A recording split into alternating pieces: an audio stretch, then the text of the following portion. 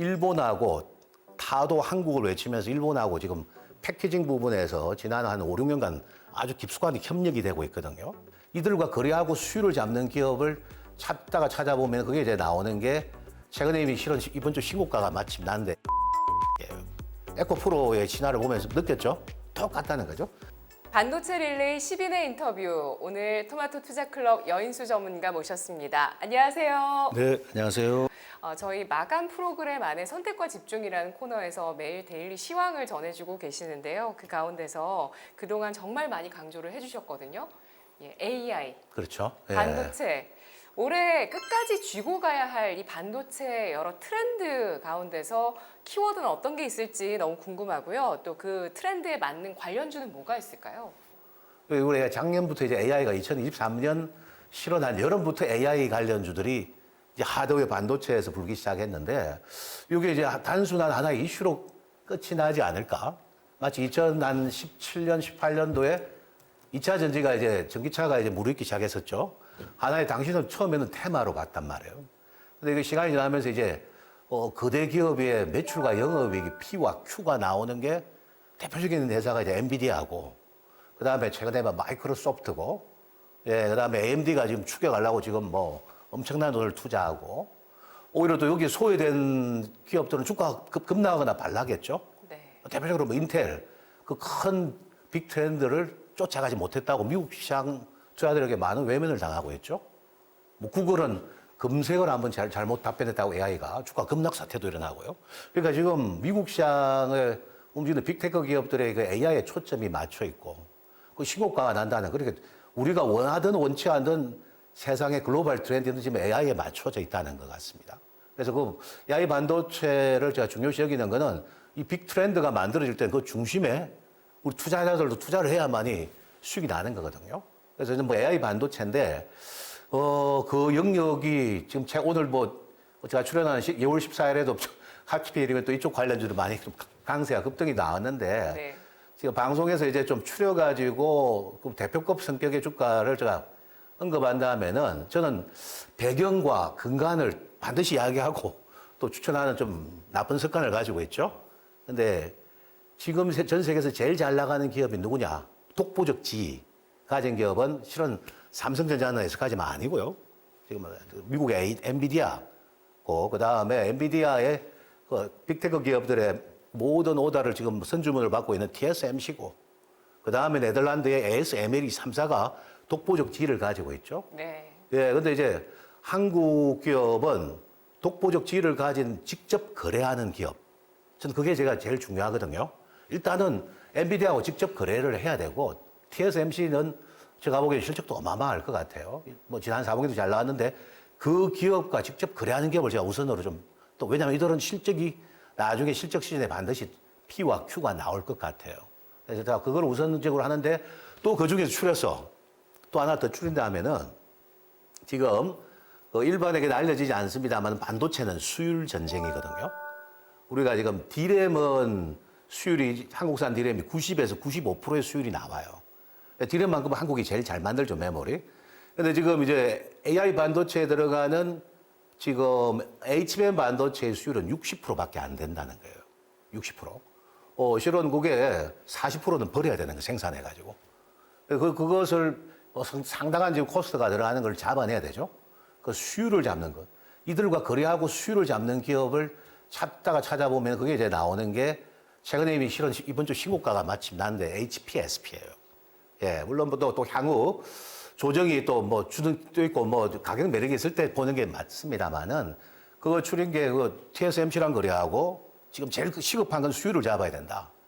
예, 이거 한 최소한 7, 80% 올리는데 상당한 시간 걸릴 거예요.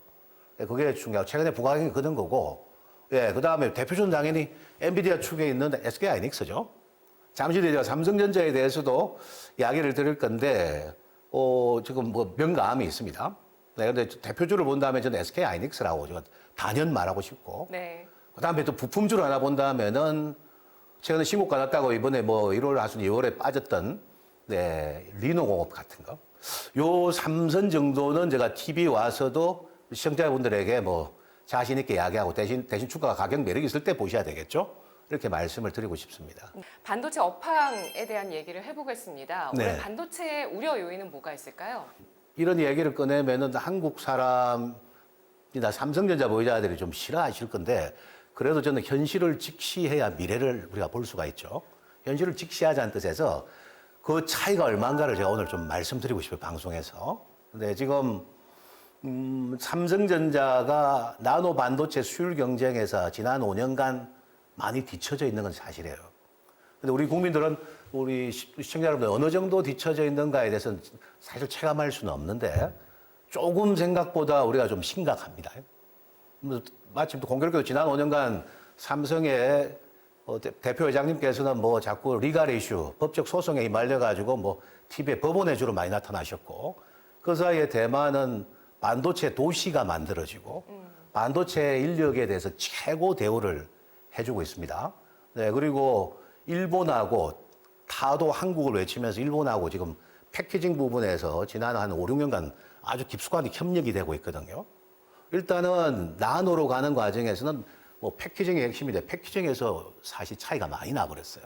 네, 많이 났는데 근데 지금 이번에 삼성전자가 이거를 만회를 하려고 엄청 노력하고 있겠죠. 지금 뭐 엄청난 지금 뭐 인사 질책도 받았고요. 그런데 이게 반도체가 선점하느냐 아니면 후발주자에 따라서 어떤 차이가 있냐면 과거에 삼성전자가 D램을 선점하기 시작했을 때 일본이나 일본의 엘피다나 대만의 타이완 세미컨덕터가 막 따라갔었거든요. 그러면은 따라와가지고 라인을 증설을 완료합니다. 이들이 뭐 돈을 뭐 몇 조 원씩 투자했거든요. 그러면 삼성전자는 많이 팔아먹고 난 다음에 다시 더 업그레이드된 모델로 양산 체제를 갖춰버리죠. 그래가지고 엘피다가 망한 거예요.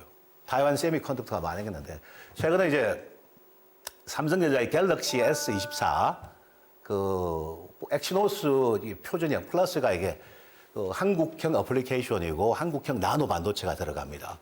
그게 지금 정확하게 4나노의 3세대급이에요. 4나노 3세대급.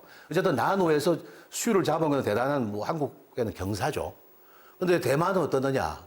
삼성전자가 이제 4나노 수율을 몇 년 만에 잡아내니까 대만은 지금 3나노 1세대가 양산되는 거죠.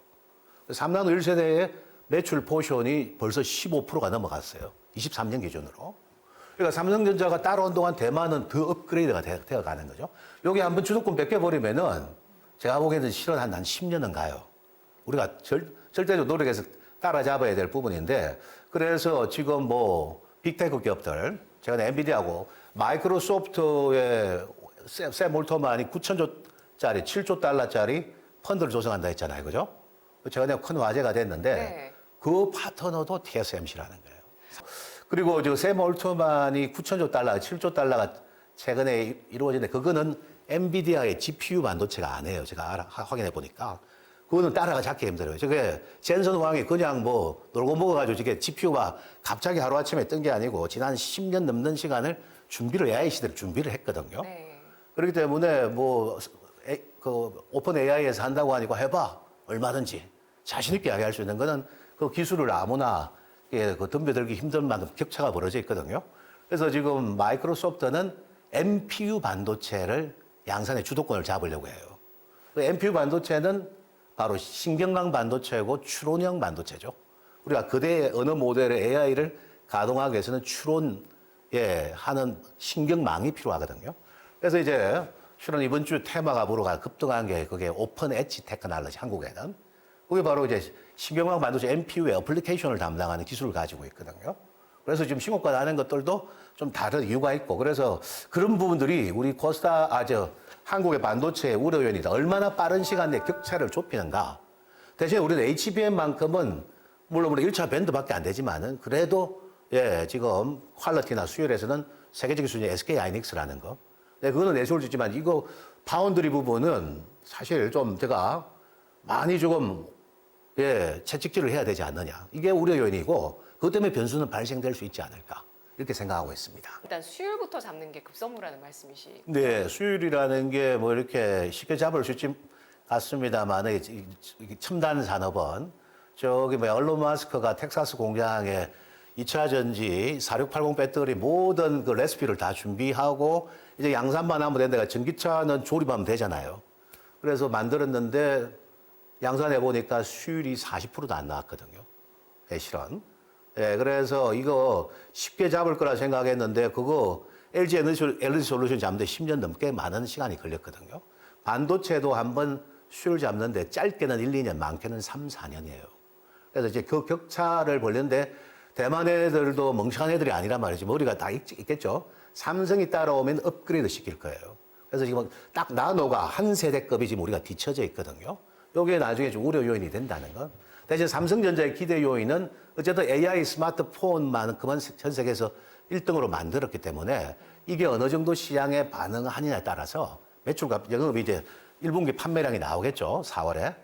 거기에 따라서 주가의 향방이 좀 달라지지 않을까 이렇게 제가 판단하고 있습니다. 네, 그렇다면 반도체 업황의 기대 요인은 어떤 게 있을까요? 예, 기대 요인은 지금 이제 시장은 성장하는 쪽을 좋아하죠. 좀 전에 이야기했던 대로 AI 반도체 시장이 그냥 성장하는 게 아니고 지금은 실은 살아남기 위한 과열 경쟁 수준으로까지 갈 수밖에 없는 것 같습니다. 아까 저 서두에 구글의 AI 검색기가 이름이 갑자기 생각이 잘 안 나네요. 바두? 네, 바두죠. 네. 그게 챗GPT처럼 물었는데 답변을 잘못했거든요. 네. 그냥 뭐 주가를 곤두박질 치게 해버리더라고요. 저도 야, 그 답변 하나 잘못했는데 이렇게 주가가 급락할 수 있나 했는데 그렇더라고요. 그만큼 이 미국 투자자들이나 세계 투자자들은 거기에 대한 그 정확도나 능력, 캐파를 따진다는 거죠. 그래서 그러면은 지금 오픈 AI가 지금 이 플랫폼을 지금 제일 먼저 장악했잖아요. 그죠? 오픈 AI에 제가 앞으로 그 파생되는 비즈니스는 가히 제가 우리가 상상 이상일 것 같습니다. 최근에 AI 소프트웨어도 지금 방송에서 강조하는 이유가 네. 그 시장은 반드시 클 수밖에 없을 것 같아요. 이 마켓플레이스가 커지거든요. 근데 지금 오픈 AI도 지금 뭐 큰 펀드를 7조 달러, 9천조 이야기한다는데 지금 구글도 따라가야 되겠죠? 반드시 따라가야 돼. 빅테크 자존심이고요. 지금 뭐 메타 플랫폼이나 아마존도 지금 추가적인 서버 구축에 나서야 되고 그러면 뭐 유럽이나 중국의 이제 알리바바나 중국에 있는 메이저 플랫폼 기업들 가만히 있지 않겠죠. 예, 그렇기 때문에 요 수요는 당분간 러시를 이룰 것이다. 네, 일단은 피크가 뭐 제가 2025년에서 2026년 보고 있는데 그래서 일단은 뭐 주식이 제일 중요한 P와 Q죠. 제조업은. 요 자체가 바탕이 되기 때문에 그런 기대 요인 때문에 더 성장할 것이라는 거예요. 제가 오기 전에 좀 엔비디아 실적 추이를 조사를 좀 해봤거든요. 해보니까 이 GPU 반도체 H 뭐 200부터 뭐 300일 시리즈가 나오거든요. 요게 지금 올해 95% 예상하고 있어요. 95% 성장한다. 일반 순수 게임에 들어가는 그 GPU급 이런 반도체가 한 60% 성장하고요. 그렇기 때문에 지금 뭐 한국의 그 직접 거래하는 회사들은 뭐 실적이 안 좋을 수가 없겠죠. 아까 서두에 제가 이야기했던 부분을 이야기해요. 그래서 UBS 그 증권사가 작년에 580불 그 TP 타겟 프라이스를 불렀는데 네. 지금 850불로 이번 주 올리는 거 보세요. 그래서 지금 이 그 수요가 따라가고 발주가 일어나기 때문에 요 기대 요인 때문에 이게 성장하는 거죠. 마치 2018년 2차 전지주들이 태동할 때 당시에서 19년 넘어가는 한 그 정도 시점이 아닌가라고 저는 생각하고 있습니다. 증권가에서는 반도체 이런 업사이클, 슈퍼사이클이 2025년 넘어서 2026년까지도 가능하다는 전망이 나오고 있습니다. 네네. 전문가님도 그렇게 생각하실까요? 26년이 피크일 것 같고 투자자들은 고가 매도의 시점은 25년 정도 잡는 게 좋겠죠. 저는 항상 뭐 주식 이 선제 반영을 6개월 이상 한다 보고 있으니까 투자는 25년까지 하는데 또 뭐 지난 1월 하순에 2월 초처럼 수급 유동해가지고 빠질 때 AI에 그 급냉하는 과정에서 산 사람들이 지금 이번 주 막 화려하게 부활하듯이 지금 그 사이클이 2차 전지가 우리 모바일 혁명에 대한 기대치가 2019년부터 불기 시작하다가 20년, 21년 뭐 좀 움직이다가 23년에 사실 큰 꽃을 안 피웠거든요.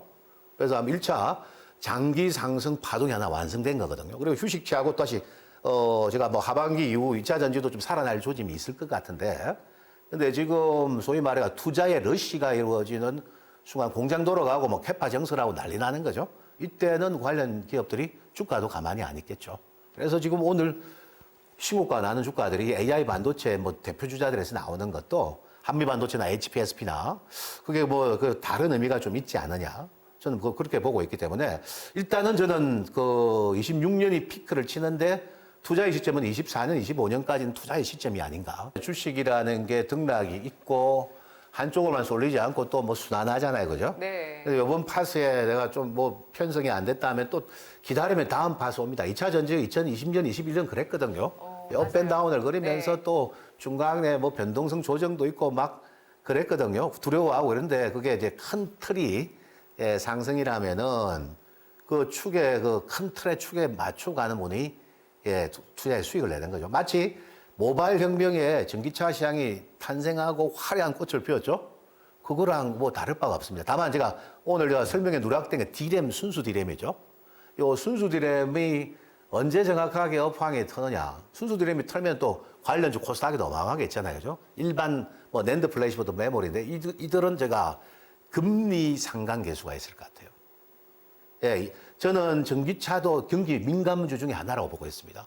이번에 미국의 금리가 기준금리 5.5% 지금 할부금리, 지금 미국 사람들 거의 다 할부로 주식 다 사거든요. 매월 뭐 집세, 뭐 차, 뭐 할부금 다 내고 뭐별 여유도 없어요, 가면은. 근데 저 친구들은 금리가 비싼 상태에서 전기차를 지금 구매를 망설이거든요. 기다리면 금리 떨어진대. 금리가 떨어지면은 전기차의 수요가 늘어나죠. 마찬가지로 뭐 금리가 완화되기 시작하면은 다시 반도체 D램 수요도 생성되겠죠. 이제 그게 언제쯤 오느냐. 그거를 제가 뭐 4분기 뭐 점검가에서는 이야기는 하는데 점점 계속 늦어져요. 계속 늦어지기 때문에 그 시점이 와야만이 우리가 오늘 뭐 조금 뭐 다루고 있는, 논평하고 있는 삼성전자의 주가 레벨업 시간도 진짜 본격적으로 찾아올 수 있지 않을까. 그게 또 다른 변수로 지금 남아있는 것 같다 말씀드려야 될 것 같아요. IT 투톱의 목표 주가를 좀 설정해 본다면 얼마로 볼 수 있을까요? 네. SK 하이닉스는 이번에 엔비디아가 700불 가면서 어제 15만 원을 찍고 매물소화됐는데 이게 오늘 제가 2차 전지랑 갈 때랑 좀 비교를 좀 많이 하는 것 같은데 왜냐하면 시장은 항상 그 걸어왔던 길이라는 거는 이 성장 그룹을 눈뜨게 되는 거는 계속 진화해가지고 결국 뒤에 확인하거든요, 투자들이. SK 하이닉스도 뭐 13, 3만 원 왔다 갔다 한 몇 달을 지루하게 보냈잖아요. 15만 원, 700불 대 15만 원 왔는데 엔비디아가 저는 800불을 뭐 등락주로 갈 것 같아요. 지금 트렌드로는. 그러면은 엔비디아가 800불 대 하이닉스 반도체가 얼마냐? 저는 한 17에서 18만 원 정도 보인다는 거예요. 많은 사람들이 15만 원이 한계점일 거다 했는데 마치 뭐 우리가 뭐 에코프로의 진화를 보면서 느꼈죠? 똑같다는 거죠. 그러면서 이제 뒤늦게 좀 광분하는 수급이 있을 것 같고. 그래서 하이닉스는 좀 제가 중기는 한 18만 원 정도까지 봐야 된다. 오늘 보니까 청주 공장에 원래 낸드 메모리를 지금 이전해가지고 저 증설을 하려고 했는데 보류를 하더라고 보니까. 지금 당장 급한 건 HBM이야. 지금 뭐 쇼티지 나가지고 또 물량 대주기도 바쁜데 청주 라인까지 HBM에 그냥 뭐 집중하는 거죠. 그렇기 때문에 P와 Q가 하이닉스는 잘 나올 것 같아요. 네, 그렇게 보고. 그리고 삼성전자는 이 상황과 조건에 따라 실은 달라져요. 디램이 보고 하면은 삼성전자는 후만전자도 될 수 있는 거예요.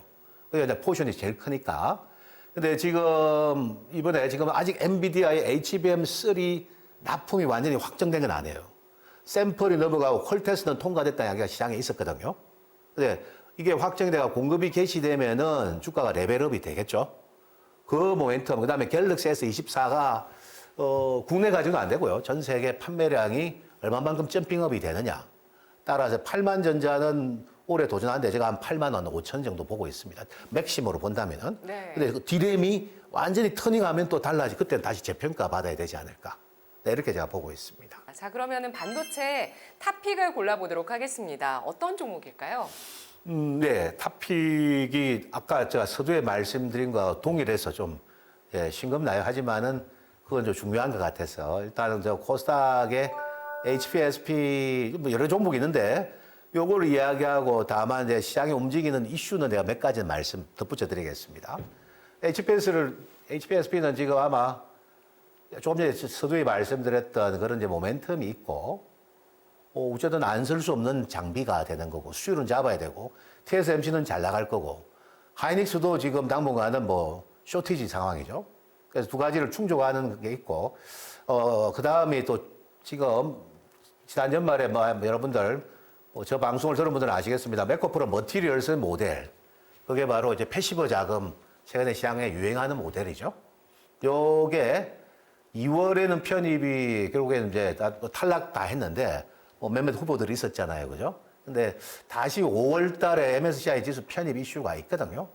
참고로 제가 시청자 여러분들에게 말씀드리는데 MSCI 지수 편입 기준의 시가총액은 4조 5천억 이상 돼야 됩니다. 그 이하는 레벨업을 시키거나 유지가 돼야 돼요. 그것이 안 되면은 후보에서 탈락됩니다. 예, 그거는 알고 계시고. 그래서 지금 이제 뭐 오전 육박하니까 그 이슈 때문에 수급적인 좀 지원 사격을 받을 가능성이 좀 높다는 거. 예, 그게 이제 두 가지 이슈. 펀더멘탈 되고 미래 전망 밝고 그다음에 수급적 지원이 있어야 되겠죠. 예, 요 부분이 충족되는 게 제가 보기에는 HPSP가 아닌가. 네, 이런 말씀드리겠고. 지금 뭐 오늘 코스닥 시장에 제가 뭐 최근에 제주 반도체가 저전압 반도체 때문에 뭐 신고가 나고 난리가 났죠. 네, 멋지게 뭐 큰 수익이 나. 오늘도 보니까 32,000 가는데 제가 반도체도 그냥 하는 게 아니고 현업에 있는 분들이 좀 연결되는 분이 도와주는 분이 있어가지고 많이 좀 여쭤보거든요. 네. 보면은 실은 제주 반도체는 삼성전자의 저전압 반도체 갤럭시 S24에 들어갈까요? 온디바이스 AI. 실제로 매출이 늘어난 게 없어요. 시장에는 지금 뭐 저게 대장주하고 막 올라가는데 실제로 늘어난 것은 없습니다. 그대로 그냥 스테이블하게 유지만 하고 있고 실은 저전압 반도체는 MCU 반도체를 사용하거든요. 우리가 냉장고에도 올해 문을 열면 띵띵띵 소리 나죠, 그죠? 세탁기도 다 되면 소리 나. 그것도 MCU 반도체예요. 하나의 단일 동작인데 하나의 센스에 이제 그 반도체가 동작하는 그런 제품들인데 이게 핸드폰에 들어가거든요. 근데 어보 반도체는 연초에 보니까 3천억대 발주가 있었거든요. 네, 그래서 실질적으로 저전압 반도체 발주 수에는 제가 제주가 아니고 어버브 같은데 제가 현업 조사해 보니까 시장에서는 지금 제주 반도체가 난리거든요. 그래서 요거는 요 팩터가 맞다면 주가는 반응할 수 있지 않을까? 뭐 그거는 이제 개별적인 팁으로 이게 언제 이 방송이 방해될지 모르겠는데 2월 14일에 현재 제가 바라보기에는 그런 이슈들이 좀 있다는 거. 네, 이거는 제가 말씀드리고 싶습니다. 네, HPSP 그 MSCI 지수 편입 가능성 이제 뭐 2월은 이미 지나갔습니다만 5월 그리고 그 다음에 하반기에도 이어집니다. 그런데 5월에 또 그 후보군이 될 수 있다는 부분에 있어서 또 뭐 수급 기대도 있을 수 있고요. 또 실질적인 패시브 자금 유입까지 될 수 있는 그 반가운 소식이 또 있을 수도 있습니다. 뿐만 아니라 이 어닝링 장비라는 게 글로벌 유일 독점적인 공급을 하고 있는 장비더라고요. 네, 고압 수소 어닐링 장비. 네. 예, 그 부분 안에서는 그렇습니다. 예. 예, 이 장비를 통해서 수율을 개선할 수 있다라는 점 때문에 이 HPSP에 대한 관심도가 높아질 수 있습니다. 그리고 저전력 반도체의 실제 수혜와 실제 성장은 어디로 갈 것인가 이것도 다시 한번 생각을 해보면서 투자의 아이디어 얻어가셨으면 좋겠습니다. 오늘 여인수 전문가와 함께했습니다. 전문가님 고맙습니다. 네, 고맙습니다.